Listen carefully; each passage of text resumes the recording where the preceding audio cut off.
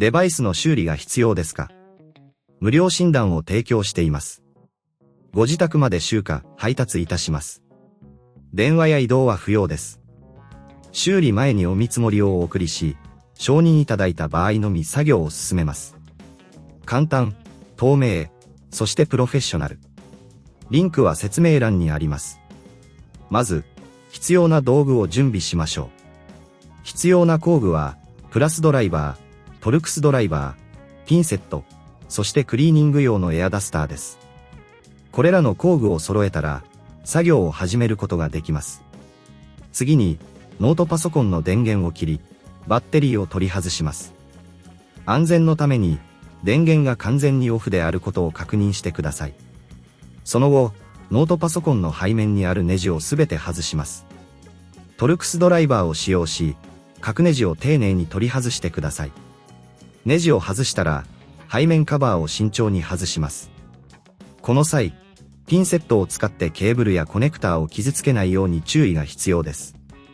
背面カバーを外したら、内部の清掃を行いましょう。ホコリやゴミが溜まっている場合は、エアダスターで吹き飛ばしてください。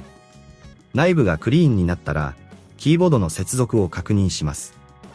キーボードは通常、数本のネジで固定されていますので、それらを外します。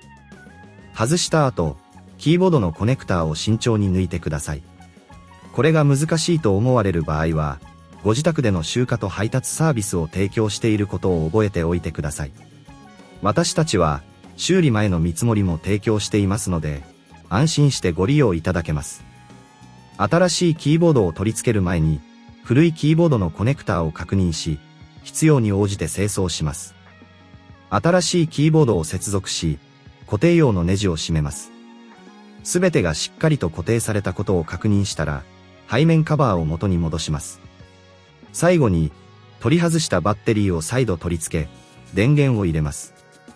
新しいキーボードが正常に動作するか確認しましょう。もし問題が発生した場合、電話不要、移動不要でサポートを受けることができます。デバイスの修理が必要ですか？無料診断を提供しています。ご自宅まで集荷、配達いたします。電話や移動は不要です。修理前にお見積もりをお送りし、承認いただいた場合のみ作業を進めます。